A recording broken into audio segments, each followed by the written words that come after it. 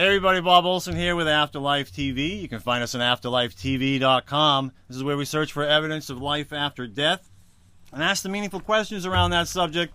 Today, we got a special guest who we have had two other times. There's a reason for it. Her name is Natalie Sudman. She had an incredible near-death experience. The first time I interviewed her, I thought I was going to get through that whole experience. Halfway through the interview, I was like, no way are we going to get through it all.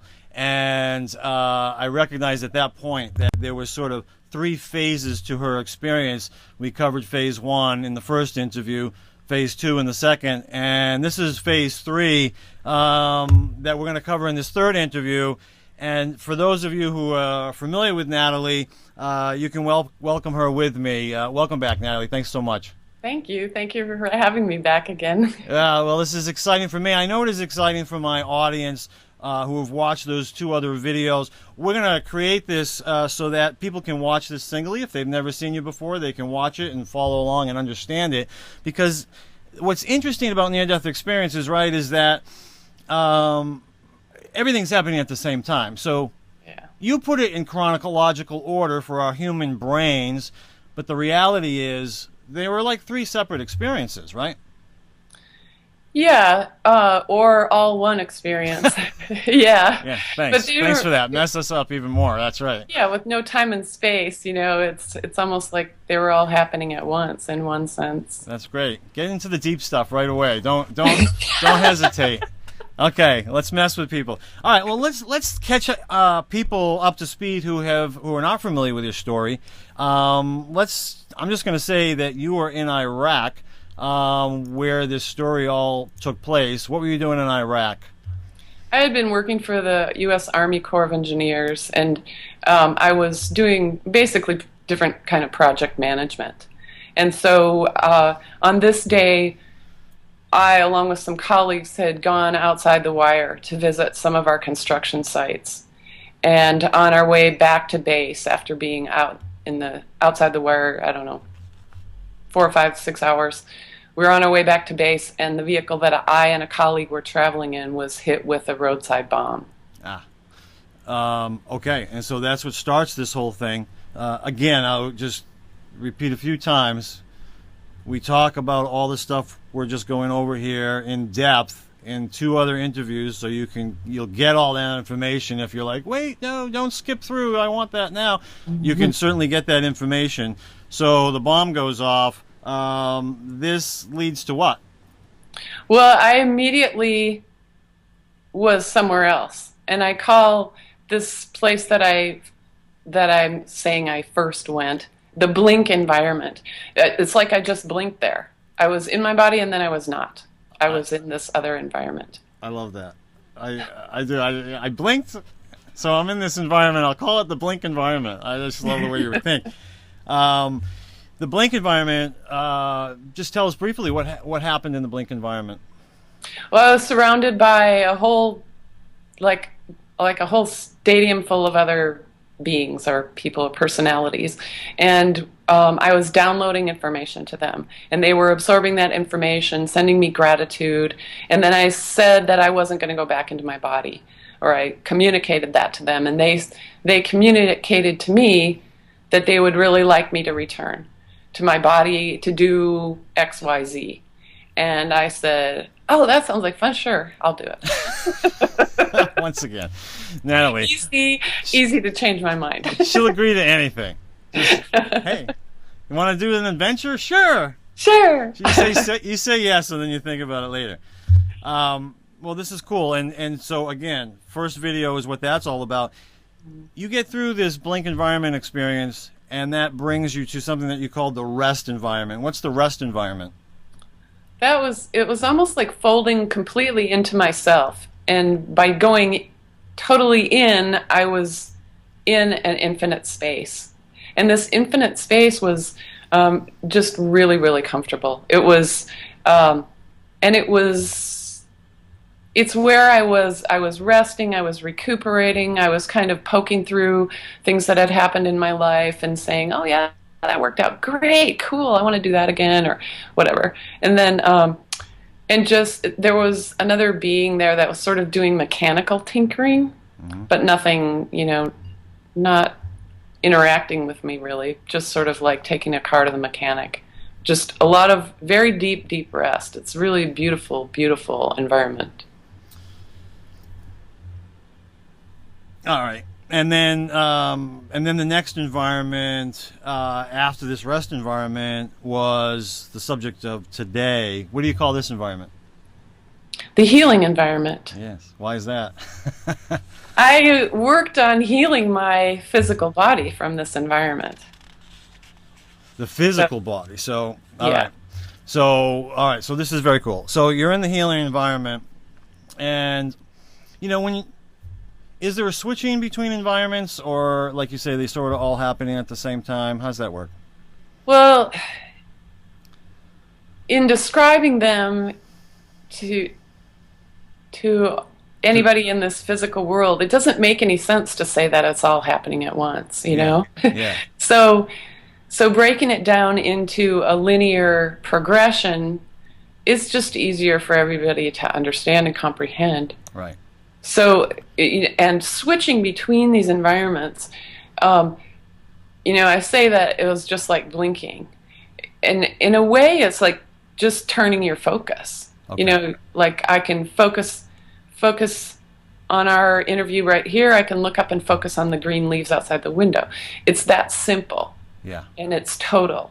So in moving into the healing environment, all I did was shift my focus, and I was there. Okay. I like that. No, that's easy to understand. Is this the first environment where you had an awareness of your physical body that was still in the truck? Yeah. First awareness of that. Interesting. Why do you suppose that is?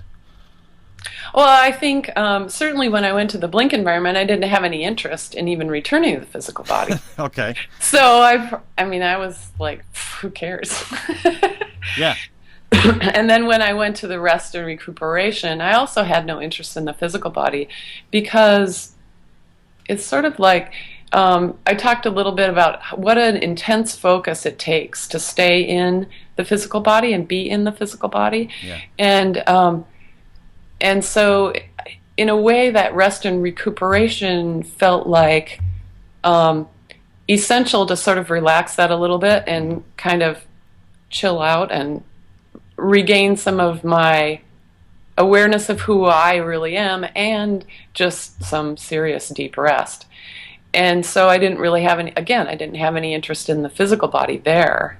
Right. But then once I get to the healing environment, I'm moving toward returning to my body. So now my physical body matters, because that's the vehicle I'm going to go back into. Yeah, sure. And now all of a sudden you care.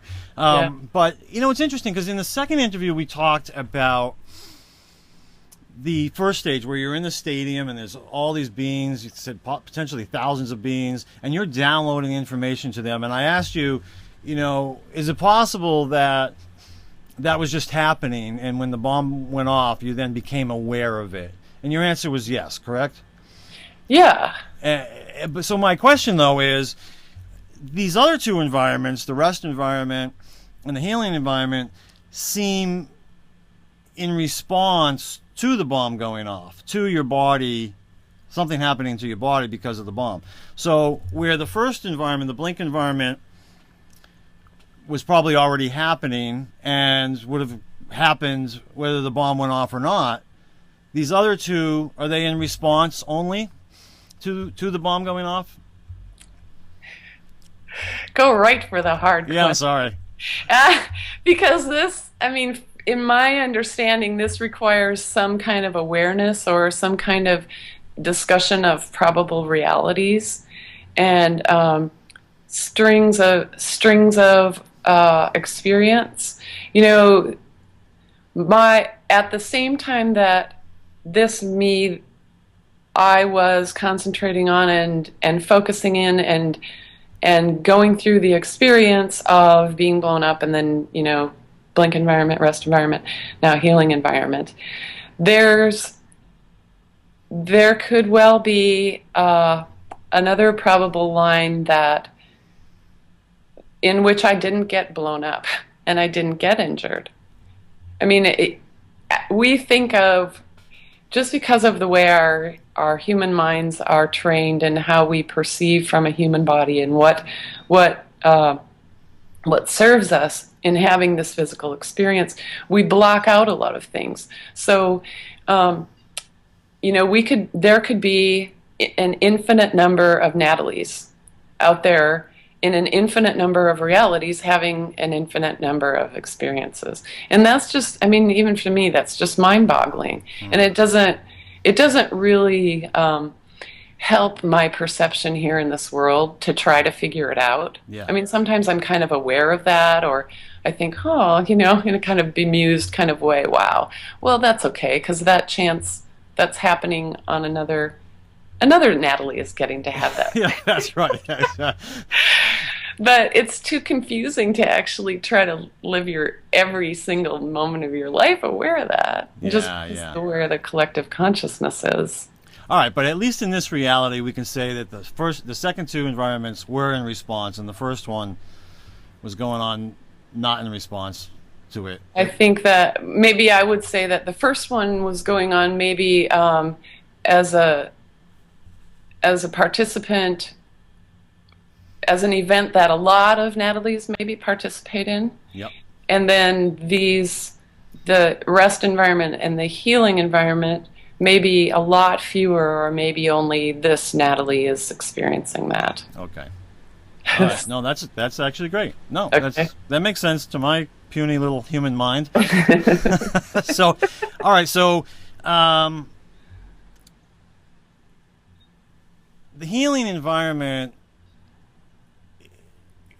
tell me if I sum this up right. The healing environment is about you healing your physical body that's still in the Land Rover on the physical realm to a place where you want it. Your higher self, your whole self, as you call it. I would I would use the term my soul, but your whole self, where you want it for whatever you're gonna do from this point on, once you go back into your body and continue life, right? Yes. It's about healing it, so, and leaving certain injuries and everything in such a way that you can complete what you want to do when you come back here, right? Yes, it's about choosing my own injuries. In a way, healing, that word doesn't even make sense, because all I was doing was changing.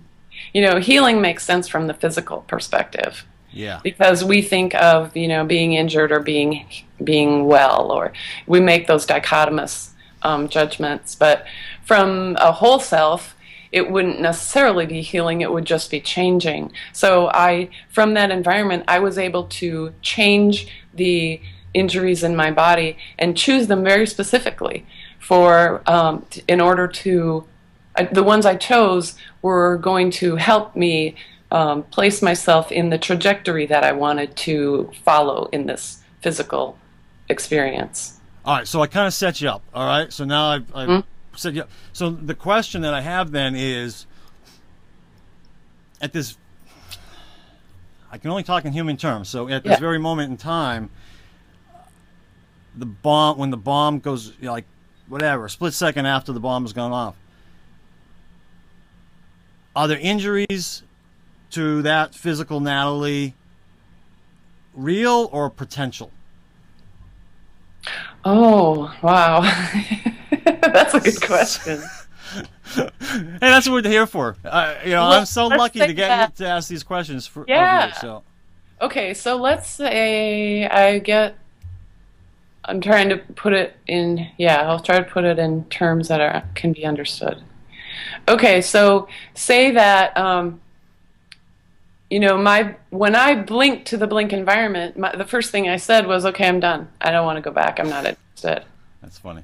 And so it's almost like I chose those injuries so that they would just kill my human body. Okay. So I come back and there's no time and no space. I'm coming back to the same point where I made those injuries, but now I've got a different intention. Yeah. And so now I'm just going to change those injuries. And in a sense, I suppose it's almost like a split moment, because I imagine that as probable realities go, that dead body Natalie went on its own trajectory, Yep. and I just changed that. Maybe that's not how I perceive it, but I don't see why it couldn't be understood in that way. Yep. It reminds me a little bit of, I don't know if you're old enough. Do you ever remember Bewitched? Yeah, I love it. So it kind of reminds me of that because, Samantha, something would happen, Yeah. Like maybe her grandmother or mother or whoever it was that was kind of meddlesome would do something to Darren, and then they'd have to stop and undo it and fix things. You know what I mean? Kind of reminds me of that sort of scenario. Yeah, that was one of my favorite shows. Yeah, big surprise. Yeah, you just did. That was pretty good, actually. Little wiggle of the nose. And so from that place as a human, I can understand how that would take place. Something happened, but now with time stopped, at least physical time stopped, things are happening in the background to make them right. Whatever that is. Yeah. All right, so moving forward, you're in the healing environment. You're sort of, this is the beginning, you're first aware of the healing environment. I'm going to kind of go back and forth a little bit here. Whereas in the first environment, there were thousands of beings, and the rest environment, I don't even remember how many beings there were. Just one or two. Yeah. And then in this environment, how many beings we have? Any? There's two. There's two beings with you. Yeah. And I ask like I don't know. Didn't you read my book? That's right. So tell us about these beings. So what are they like? One of them was very, very familiar, like an old friend. That real deep feeling of connection and familiarity. And the other one seemed like sort of almost like a trainee or something. Yeah. Like we were friendly with this other being, but it wasn't like we were old friends or something. And that one was kind of almost observing us. Yeah. Well, this good friend and I were really messing around a lot. You were. Now, when you say good friend, in the last interview, I was asking some questions of you, and we sort of came to this conclusion that it's possible that some of the beings you were with were actually aspects of yourself, other personalities of your whole self, again, what I would call your soul, so other personalities of that. What about these two beings? Any possibility that they are other aspects of your whole self, or are they separate beings? Separate, I think I have a hard time telling that difference. Okay. I don't know that I could tell the difference. Is that because of the oneness of everything, or is? Yeah. I mean, in that sense, in that we are all one, then yeah, they're a part of me. But there's almost like layers beneath that, almost like my whole self is also part of a group self or something. Yeah. Is what I've kind of gotten, and I don't know how to, in order to describe this experience or these beings, I would say I perceived them as other when I was in this experience. Yeah. And when I was this whole experience of my NDE, I still maintained it's like I still always maintained this awareness of being Natalie. Right. Even though I didn't have any interest in my body and no interest in the physical world through a lot of it, I still maintained the sense of being one identity. And I didn't go so far out of my body or so deep into non-physical that I felt like I was merging with a whole self or a group self. I felt like I was just opening up to a whole self. I don't know that's a weird distinction. I'm not sure I'm describing it well, and it's not in the book, but yeah. Well, I want to ask questions that aren't all in the book. You know what I mean? So, so people who read the book can get a little bit more from these. But I get it. You're opening up to almost larger possibilities, larger awareness of who I am, and from a greater perspective. Yeah. All right, so I'm going to take a little break here. I wanted people to get to know you a little bit in this, people who don't know you very well, because I want to show your book, all right? I wanted to wait a minute to do that. So here's your book. Now, two things I'm going to do. I'm going to put this book up, and I'm going to let people see it. All right? Application of Impossible Things. And people laugh, but this is so that I can show this on Facebook or whatever. But all new, because being our third interview, you smile. That's the picture I'll take. All right, being our third interview, I don't want people to look at this and go, "Oh yeah, I've seen that interview." You know, I've done that. But anyways, this book, and I say it every time, but I say it as a positive thing. This is not a big, thick book. This is a thin book, and yet every time I read it, I get something new out of it. And it is, you could read a big, thick book faster than you will read this one, okay? So now, and the reason that I waited was now that you audience people who just met Natalie Sudman here, now you get the sense of depth. She's the same way in the book, if not even more so, than she is right here, okay? So now you get that.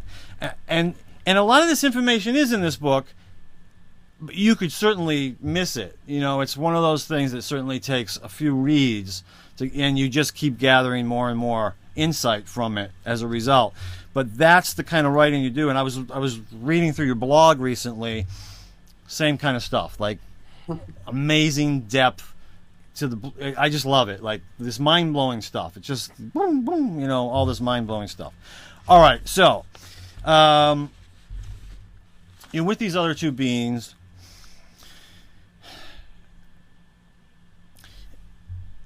You talked a little bit about them. What do you like? You talk in the book, you write in the book about form, your form. I'm not sure you remember, but you were talking about what you personally are like, you know, in this energetic spiritual state versus physical form. How can you describe that to us right now? That's his first question. Then I'm going to ask, how is your form in the healing environment different than your form in the other two environments? Okay. The healing environment felt like it was a lot closer to the vibration of the physical world. So it was like a lower vibration, and I felt like I had form. And my form, you know, when I look back, it's like, okay, I was pretty much this form. This Natalie, but more, you know, I wasn't really physical.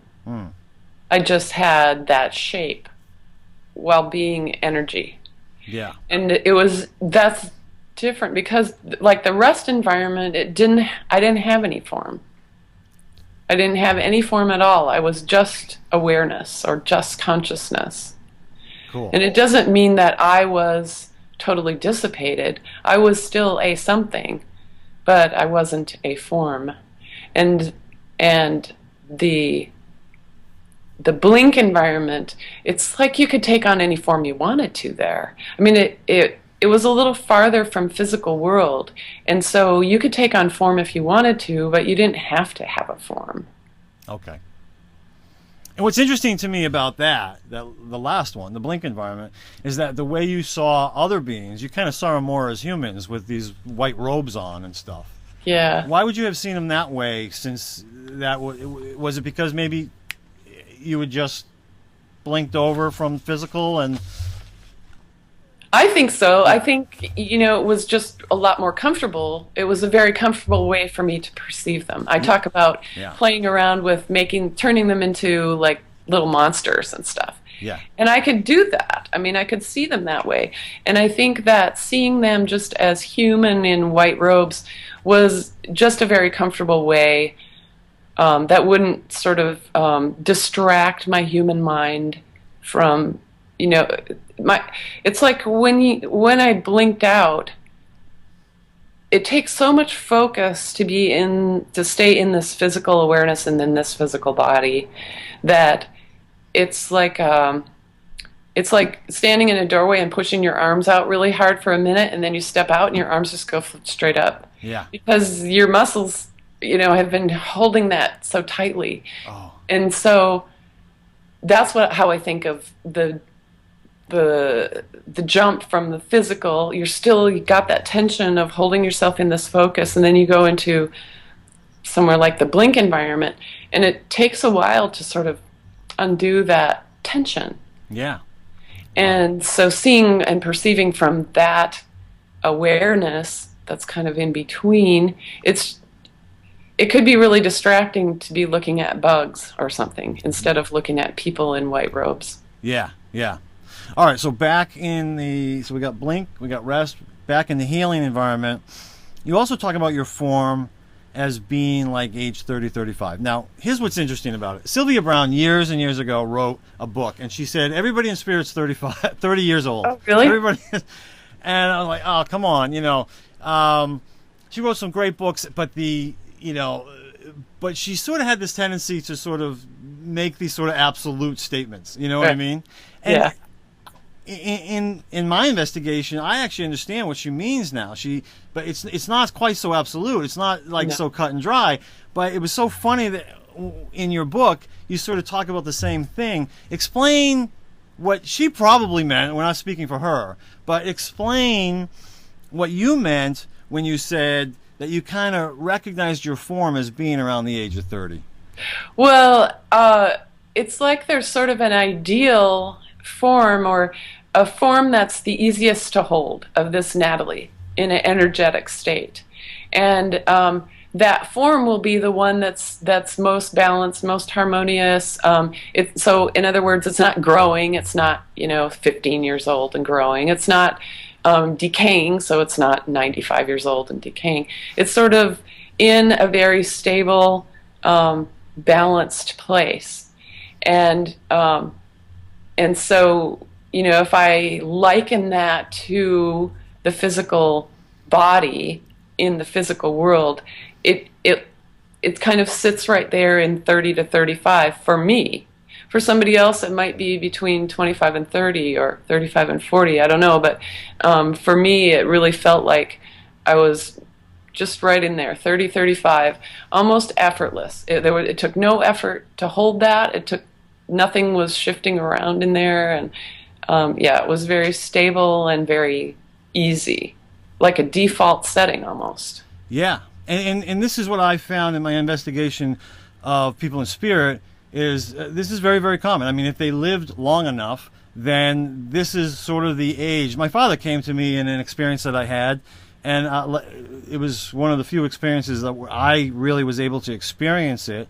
And I talk about it in my interview with Michelle Skoleski-Boyd, and that was what was interesting. He died when he was 64, but he showed himself to me around the age of 30. I just knew, but even just from pictures, when he was younger, that was around the age that he was, 30, 35, in his 30s, and I recognized in this experience with him that was when he felt the most vibrant, Mm-hmm. But I should also say that Afterlife TV does not necessarily agree with the statements about 95-year-olds decaying. No, because as a soul, honestly, we don't decay. I was kidding, but yes, that's right. There is no decaying. There's just a beginning, a middle, and an end. Yeah. So, what are you doing in this healing environment? With these other beings? Tell us a little bit more about what you're doing while you're there. Well, from this environment, I can see the whole scene of the blown up truck and everything going on down there, and my body in that truck, and I can see the injuries that I left this body with. And so what we're doing is we're changing those. Like this really good friend of mine with me here, we're actually fooling around a lot. We're we're like, okay, let's let's lop off her right arm, and then we'd immediately see this whole lifetime of me, with all the details. But I'm trying to do everything with my left hand, and we thought that was hilarious. We're falling down laughing. Or okay, let's fix her head, except let's leave her with some brain damage so she can't talk. And that's funny to us. To you, in as that environment, it's not funny here. No, but it was hilarious from there.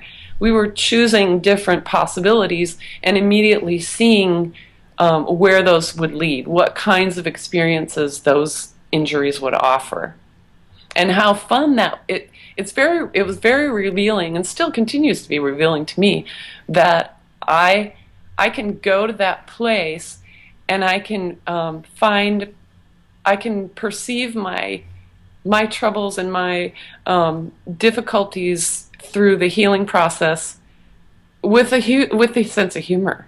I mean, it's all hilarious. It's all nothing to my whole self awareness. And why is that? We're skipping ahead here, but this is a perfect place to really ask that question. Hold on, let me see how I was going to word that. The question, as I have it written, you compared, and this is sort of a quote, the awareness of your whole self perspective regarding our physical, that was the end, regarding whole self perspective, unquote, regarding our physical world phenomena to watching a movie today that was filmed in the 1950s, okay? Mm-hmm. Do you remember that analogy you made about the dinosaur movie filmed in the 50s? I thought it was brilliant, because it really kind of helps us get a sense of what the whole self perspective would be, or whatever. Any being in this spiritual place, looking at human life with great humor and like you said, laughter. Yeah. Why is it that they? For those who can't understand it, because we haven't been there. Why is it so funny to these spiritual beings? Because whatever we experience in the physical is so it's so small, it's so minor. It's important, but it doesn't last forever. Yeah.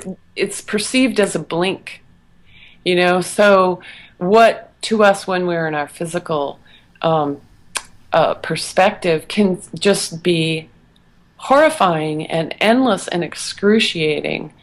Once we're out of our bodies and can see it from a larger perspective, we perceive how insignificant that was, and yet how significant whatever we learned through doing that is. So yeah, and there's an archaic quality to it, like. So you were talking about the dinosaur movie from the 50s. We watch that film now and we laugh because of the special effects, right? The special effects. And so that's funny to us now, but we can still appreciate the movie. Right. Yet we just have to look at it from, oh, wow, look how cute that is, right? Yeah. Look how cute. Right. Isn't that kind of the sense that's the sense I got from your book, that was sort of the perspective you were, oh, how cute these human beings are. Yeah, absolutely. In the 50s when people watched those dinosaur movies, they were kind of made as a little bit of a horror movie, and I'm sure that they were, wow, ooh. And then we watch them now and we're like, yeah. Isn't that cute? Yeah. Aren't those special effects cute, and aren't the dinosaurs cute, and isn't it funny that people used to think that was like the epitome of technology and the epitome of portraying these scary things. Yeah. And now it's like, oh, it's just adorable. That's right. And that is, it's not an exact analogy, but it is an analogy. And once you get into a larger perspective of an expanded awareness, you're going to look back on your life in a totally different way, Yeah. Oh, that's so cute. Oh, I'm so sorry that you suffered. God, that was fun, wasn't it? Yeah, that's right. Well, I haven't been there, but one of the greatest analogies I heard years and years ago, I have no idea where I heard it from, or who, but was, that the perspective is similar to like a parents might have of their young daughter whose doll, like, the arm had broken off. Right. And to the daughter, this is a horrible thing. Like, oh my goodness, like the world has gone upside down. The arm of my doll is, From the parents, they're just like, she's going to be okay. She'll be all right. It's just a doll. Yeah, it's just a doll. Yeah. It's just a human life. Right. It's just one of your human lives. Yeah, that's right. One of, yeah. A lot of people ask how many.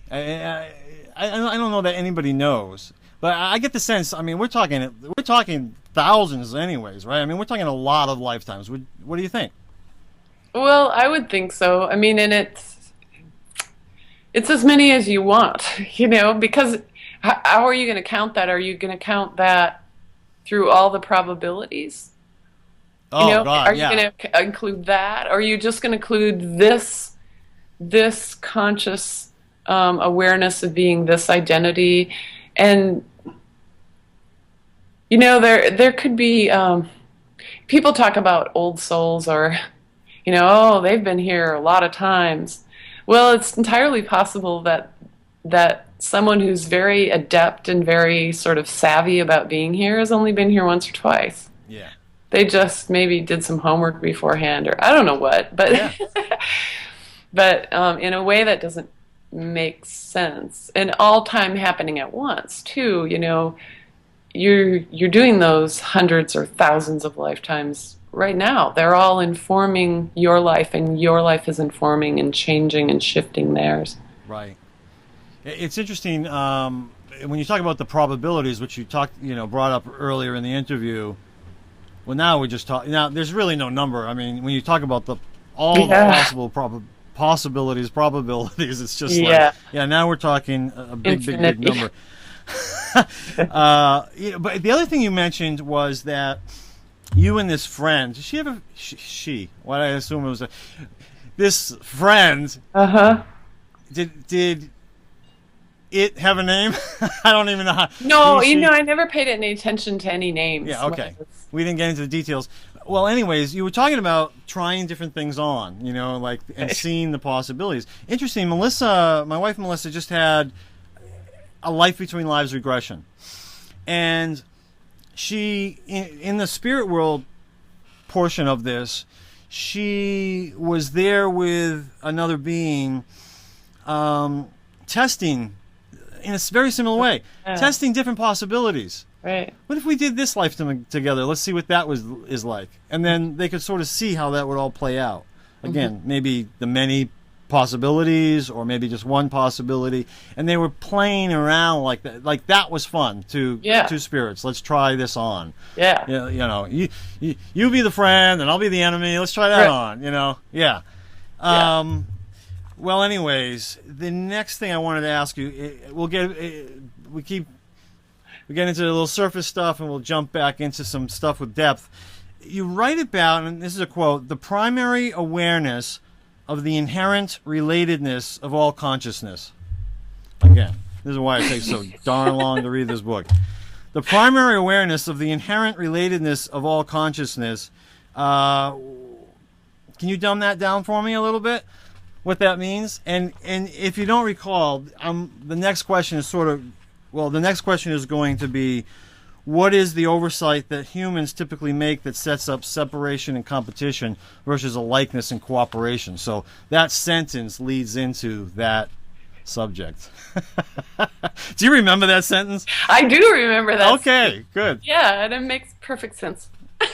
I'll bet it does. Okay, the primary awareness would be like if you strip away all your judgments and all the ways that all the sort of human mind ways that we judge ourselves, that we judge others, that we separate ourselves from others. If you strip all the beliefs away, then you're left with the pure essence. And when you are in that pure essence, you can't help but understand that everything is conscious and you are connected. You're all interconnected with everything that exists. Okay. All right. So I'll repeat it for the audience. The primary awareness of the inherent relatedness of all consciousness. Now it actually sounds like a sentence to me. Okay, good. Now that you've described that. I knew there was something good in there. All right, so that brings us to the next thing then. What is the oversight humans typically make that sets up separation and competition versus a likeness and cooperation? What's the oversight humans typically make? I think the oversight is that, I mean, well, we miss that primary.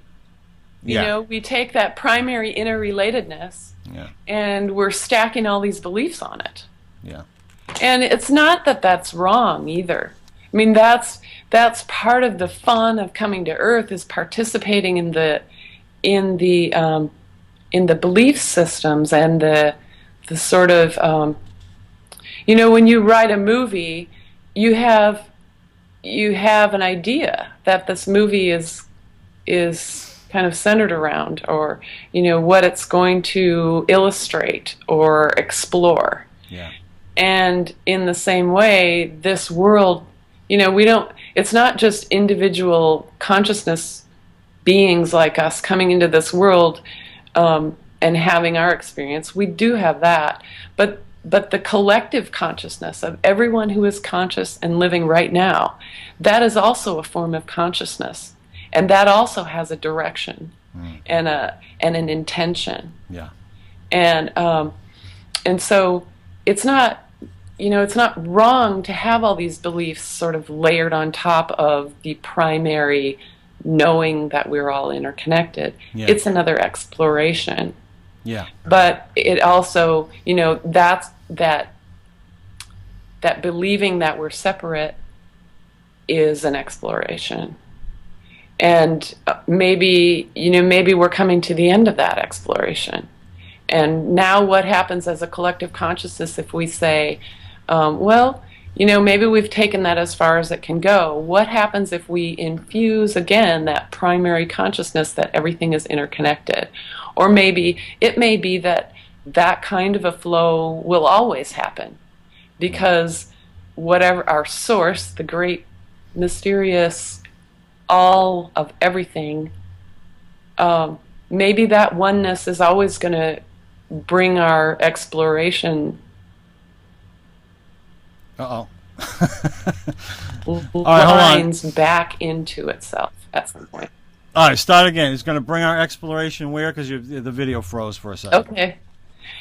It may be that no matter what we explore, no matter what lines we take out and explore, all of those may always end up back at leading us back to that primary oneness, because that is the prime. You know, that's our source. Okay. All right, so we dealt with this before, but before we started recording the interview, the video's off a little bit with the... Are you back now? You might be back now. So I know that it's going to go away. Anyways, so the question that comes to my mind is that does this belief that you're talking about... does the belief in separation create fear, or is it fear that creates the belief in separation? Oh, I think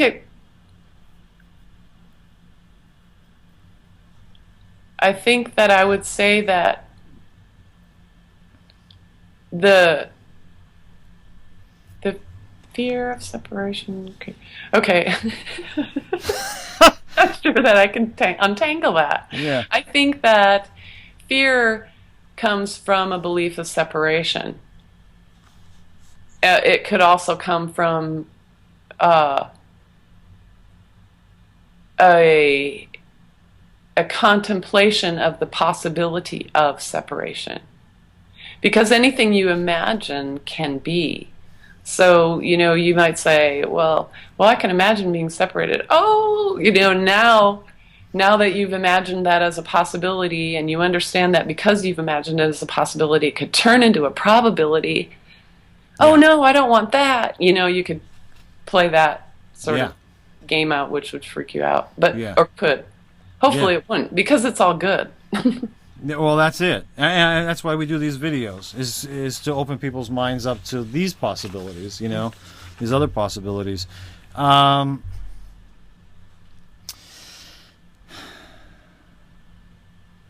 So you're with these two beings.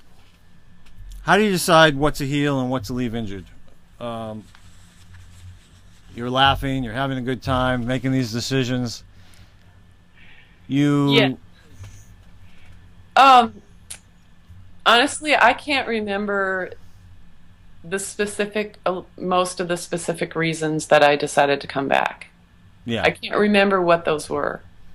And so when I go to this healing environment and understand that I'm back in that environment, and I can be there now, and I can know what injuries I want, but I can't access why I want them. I can even see some of the trajectories projected out from the injuries that I chose, but I can't see all of them. It's like some things are blanked out.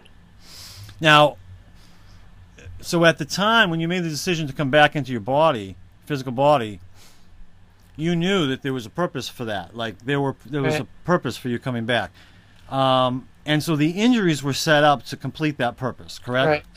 But Yeah. now going back, I can't remember what those specific. there's a veil there. Okay. And maybe that's for a purpose too, right? Right. Yeah. Did you ever remember? Did you remember soon after or no? No. No. All right.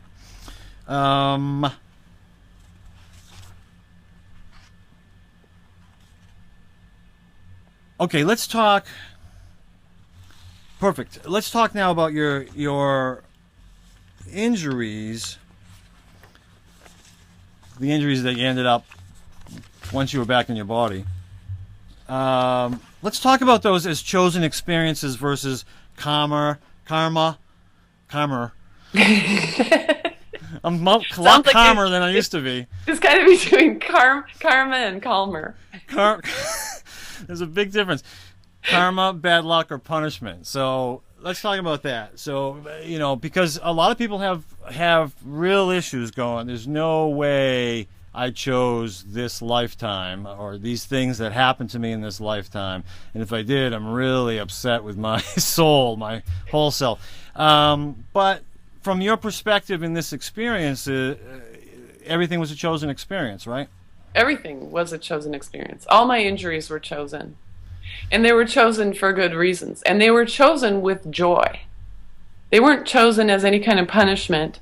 They were chosen in order that they would lead me to or support me in creating experiences that I wanted to experience as a whole self that were very, very valuable to me.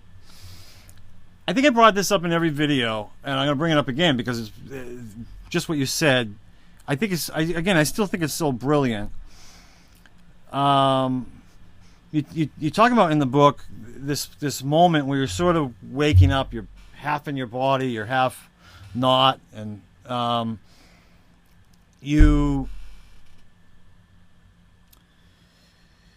recognize that you might be blind in one eye.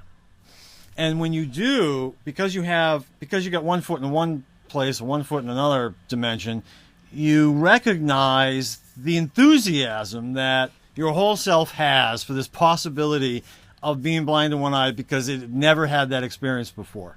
And that's what you're talking about, right? Yeah. I was totally, when I was sitting in the truck when that happened, and I thought, oh, what if I'm blind in one eye? And I got so excited. I thought, I've never been blind in one eye before. This could be really fun. And which just goes to what you just said. I mean, really, people keep talking about the purpose of life, the meaning of life. It's just about experience. As far as the soul is concerned, it's just about having experiences, right? Yes, it doesn't matter if we, as little puny personalities, seeing this much of what's really going on. It doesn't matter if we think it's bad or not. Yeah. Our whole self knows it's good and knows what the value is and is thrilled with the experience.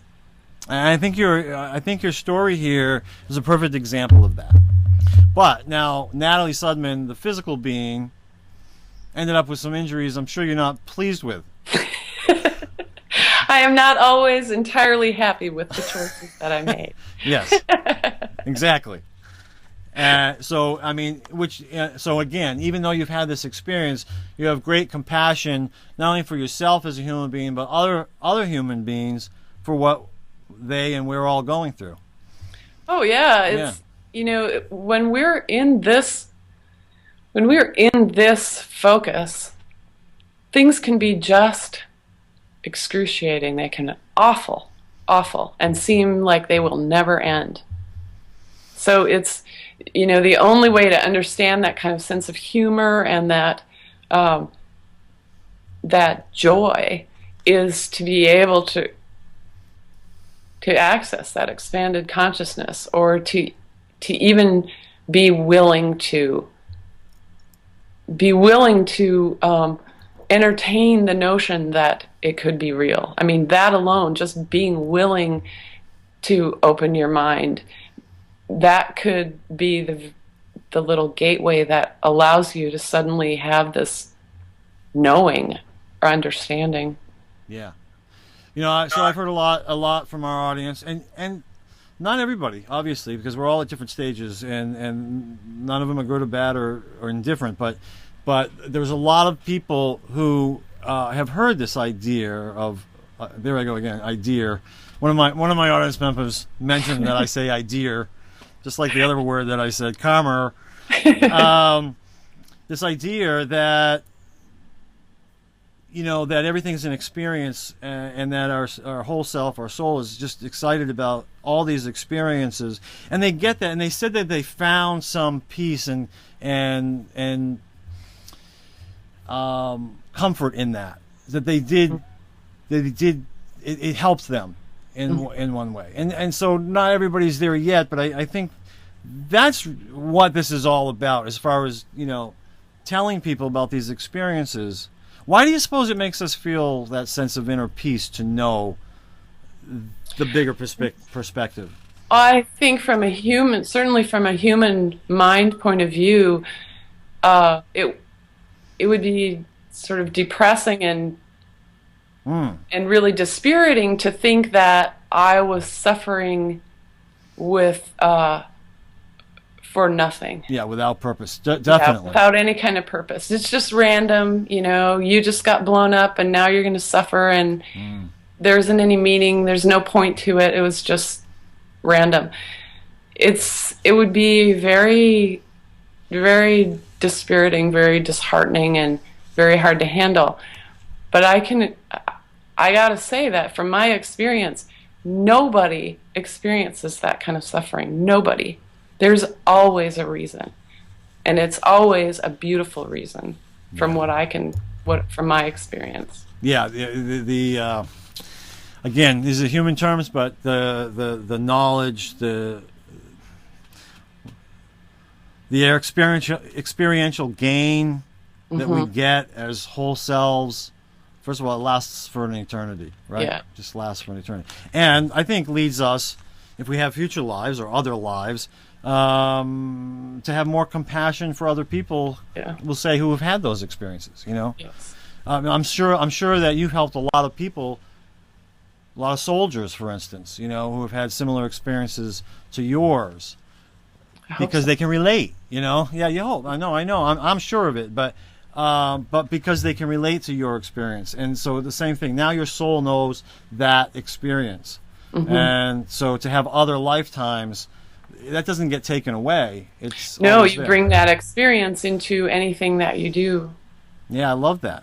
All right, so at this point, and there's some stuff here, and I'm gonna get through it. We only have a few minutes more, but I'm gonna get through it without rushing through it. But you're gonna in the book you write, you're gonna pop back into my body, right? You're gonna pop back in. You've healed it, and at least to the degree that you've decided these are the injuries that I'm going to have.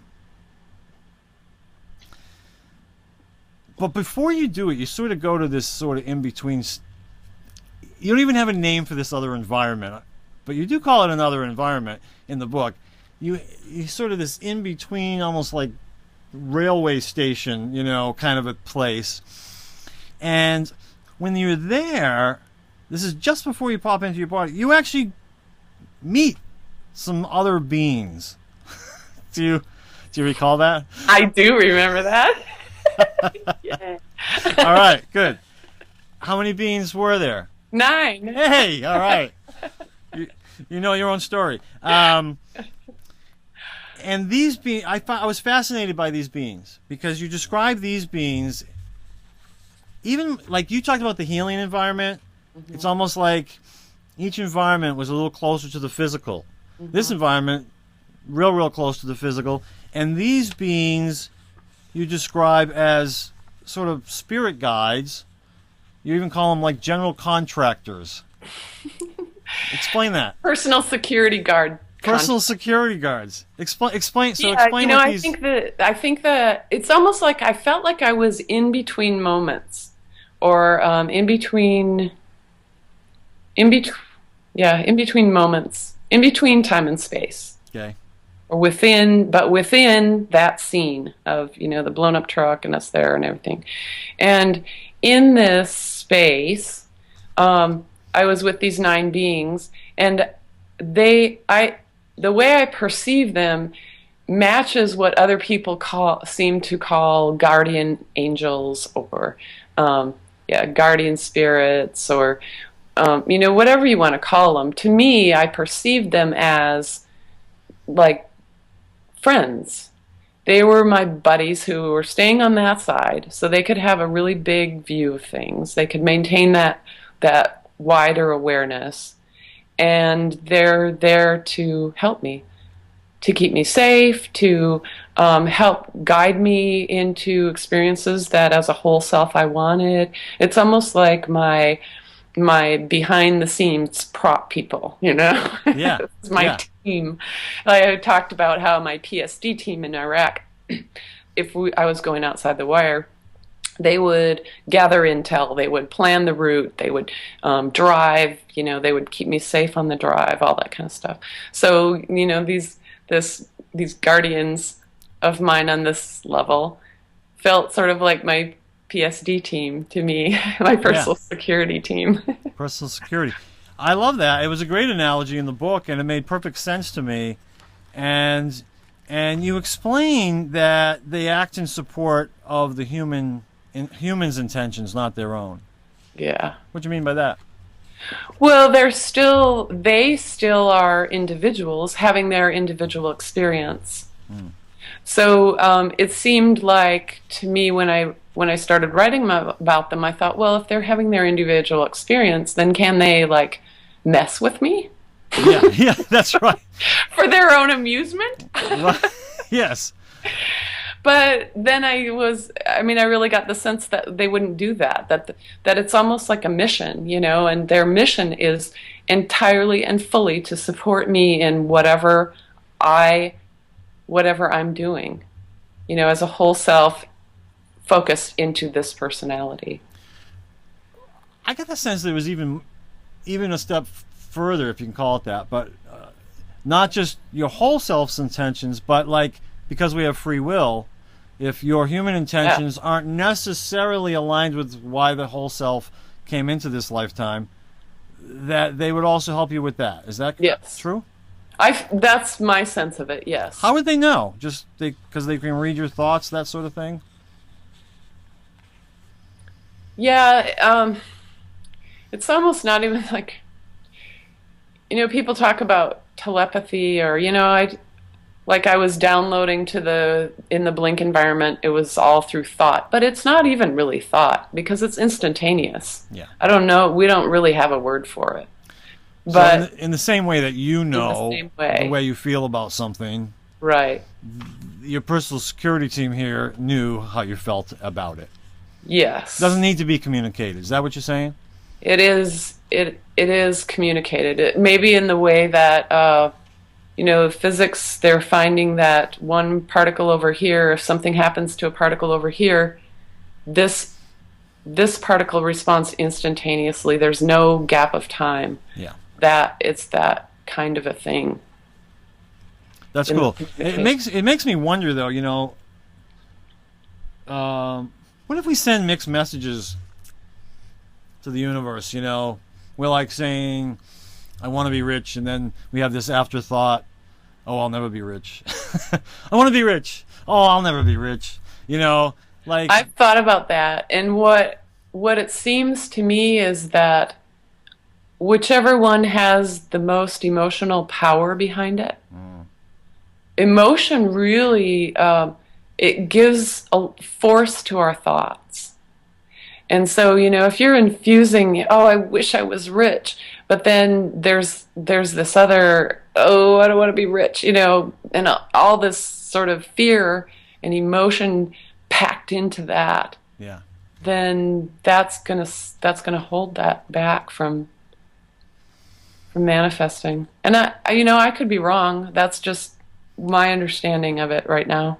It makes perfect sense to me. So then, at one point, what do you jump back at your body? I mean, what do you? How's that work? I like that picture. Yeah. I think. Well, it's movement through thought. I mean, I have the intention to go back in my body, and I'm back in my body. Okay. It's that fast. We do not have the time to do it now, but I will tell you that I think it's the last chapter. Yeah, the last chapter talks about once you are back in their body. Whew. I think we could do another whole interview on that alone, and I'll show it again for those who haven't seen it yet. There you are. You were getting an award there, a medal, or what was that? Oh, that was just a visit. That was a visit. Yeah. But you did receive an honor of some sort. I did. I got the freedom of. What is it called? Wow. well. On the back, doesn't it? I think so. I'm very bad at remembering medals, names of medals. But it's the civilian equivalent of the Purple Heart Award. That's right. That's right. Which is quite an honor. Quite an honor. It's been an honor to interview you about these things and ask these questions. In all these experiences, why don't we just leave people? How has this experience changed you as a human being? Now that you've had this much time, this happened what year? 2007. Okay, so how has this experience changed you in this 6 years? Well, it certainly made my rehab a lot easier. Yeah. Knowing that I had chosen these injuries and knowing that they had meaning, made that whole thing a lot easier. Yeah. Yeah. And even now, I mean, my life isn't perfect just because I had these amazing experiences. Right. My life is probably just as screwy as anybody else's is, Yeah. I can't just say, well, I want to be rich and I want perfect things to happen and this is going to happen, that's going to happen. And they do. It still doesn't happen. No, right. Yeah, that's right. But now I think I can apply a sense of humor to that, and I understand that even if that doesn't happen, whatever is happening has its own value and can be fun if I let it be fun. You have you've always had an intuitive / psychic ability, correct? Yeah. Did it strengthen after this experience, or was it the same? I don't really know. I would say that it certainly gave me more confidence in it. Yeah. And in gaining more confidence, then I started practicing using it more in very specific ways, like giving readings and things like that. And so, the more I use it, the more, even more confident or comfortable I get with it, and I think the better I get with it. But I couldn't really say whether this experience did that for me or I don't know. Yeah. It gave you more insight, certainly, then did you ever give readings before this experience? I did, but yeah, I think it certainly gave me a deeper pool to draw from. Yeah. Well, I will tell you, just, I'm going to tell the audience, I had an experience with Natalie, like a week ago. Yeah. Look, I'm not sure this experience is for everybody, because if you're looking for evidence, if you're a skeptic and you're looking for evidence, this is not the kind of reading that I had, at least. Mm-hmm. It's not an evidence-based reading.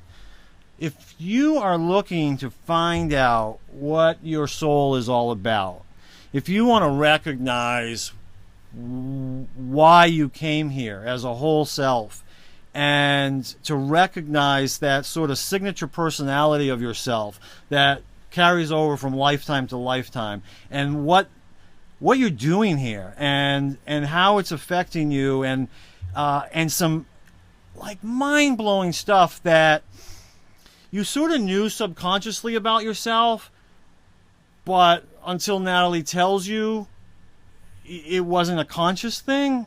And then all of a sudden she brings this thing up, and you go, oh, that makes sense. Oh, now I get it. In that way it was evidential.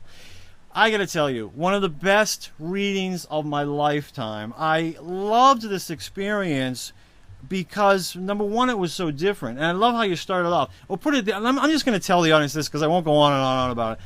I had my reading, and then I think it was that same night I was emailing you going, Melissa has got to get a reading now. My wife. So it was that good.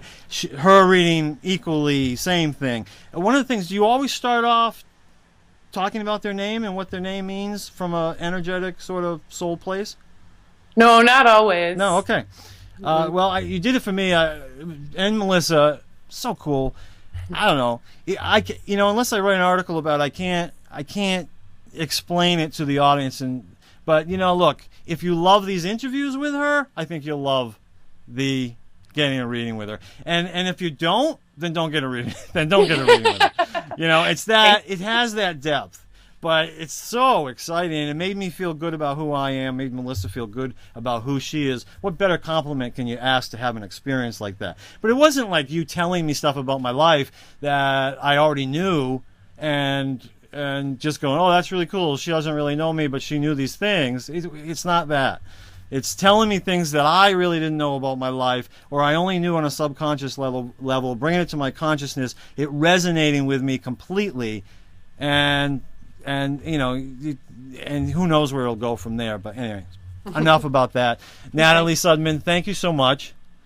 Thank you, Bob. It's always a pleasure to come and talk with you. And maybe in the future we could just do another interview, and we'll just talk about, fate versus free will, or how I wanted to talk about how different people experience the same thing, but it's different for each one of them. Yeah. That would be a good interview just there, right? Yeah. That would start things off. So, anyways, I really appreciate everything. I'm grateful to you in so many ways, and I know that our audience is going to love this. So, thanks again. Thank you. Bye now. Bye-bye.